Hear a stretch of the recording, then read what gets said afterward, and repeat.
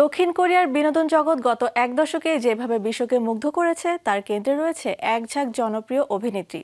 দেশটির শীর্ষস্থানীয় বিনোদন সংস্থা কাকাও এন্টারটেইনমেন্ট সম্প্রতি তাদের শরৎকালীন প্রকল্পে কোরীয় কুইনদের একটি লাইন আপ ঘোষণা করেছে। বিশ্বব্যাপী জনপ্রিয় 5 তারকা অভিনেত্রী এবার পর্দায় ফিরছেন এই প্রতিষ্ঠানের হাত ধরেই। কে ড্রামার রানীরা ফিরছেন, এই শিরোনামে বিশ্বব্যাপী জনপ্রিয় 5 তারকা অভিনেত্রীকে পর্দায় তুলে ধরতে যাচ্ছে দক্ষিণ কোরিয়ার শীর্ষস্থানীয় বিনোদন সংস্থা কাকাও এন্টারটেইনমেন্ট। সম্প্রতি তাদের শরৎকালীন প্রকল্পে কোরীয় কুইনদের একটি লাইন আপ ঘোষণা করেছে প্রতিষ্ঠানটি।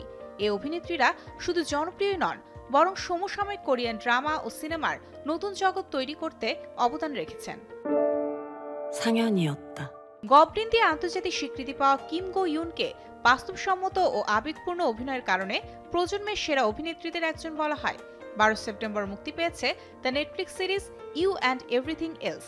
সিরিজটি এরই মধ্যে কোরিয়া সহ 14টি দেশে সেরা 10-এর তালিকায় পৌঁছেছে।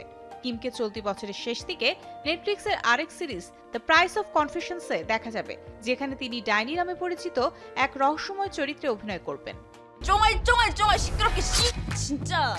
কোরিয়ার জনপ্রিয় মিস এ ব্যান্ডের গায়িকা ছিলেন সুজি, তবে বর্তমানে তিনি কোরিয়ার রোমান্টিক কমেডি ঘরানার এক উজ্জ্বল নাম। 3 অক্টোবর থেকে ফ্যান্টাসি রোমান্স কমেডি ঘরানার series Genie Make a Wish দিয়ে বিশ্বব্যাপী দর্শকের মন জয় করতে আসছেন।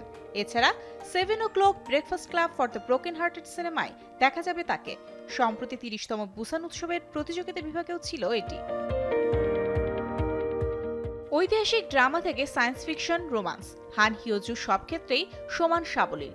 ডং ই বা ডাব্লিউতে অভিনয় করে তিনি ব্যাপক জনপ্রিয়তা পেয়েছেন। 16 অক্টোবর কোরিয়ান জাপানি সিরিজ রোমান্টিক্স অ্যানোনিমাসে ফিরবেন তিনি। এই সিরিজে তার বিপরীতে রয়েছেন শন ওগুরি, এক প্রতিভাবান চকলেট ব্যবসায়ীর গল্প দেখানো হবে এখানে, যিনি সামাজিক উদ্বেগে ভুগছেন। সম্প্রতি নেটফ্লিক্সের superhit drama when life gives you ট্যাঞ্জারিনসে অভিনয় করে ব্যাপক প্রশংসিত হয়েছেন আইইউ। গায়িকা হিসেবে খ্যাতি পেলেও অভিনয় দেখিয়েছেন অসাধারণ নৈপুণ্য।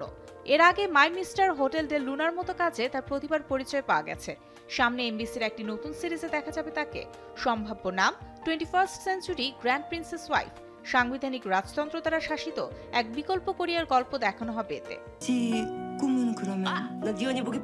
বছরের শুরুতেই টিভিএন এর আওয়ার রিটেন সিউলে দ্বৈত ভূমিকায় অভিনয় করে দর্শকদের মুগ্ধ করেছিলেন পার্ক বো ইয়ং। স্ট্রং ওম্যান দ্য বুংসন সিরিজে অসাধারণ অভিনয় করে তিনি দর্শকের মনে জায়গা করে নেন। আগামী বছর তাকে দেখা যাবে ডিজনি প্লাসের অরিজিনাল সিরিজ গোল্ডল্যান্ডে। সিরিজটিতে লোভ ও বিশ্বাসঘাতকের সঙ্গে তার সংগ্রামকে ফুটিয়ে তোলা হয়েছে। সব মিলিয়ে কোরিয়ার এই জনপ্রিয় অভিনেত্রীরা পর্দায় যে নতুন রূপে আবারও ঝড় তুলতে আসছেন তা বলাই যায়। Mario Sen, showbiz today.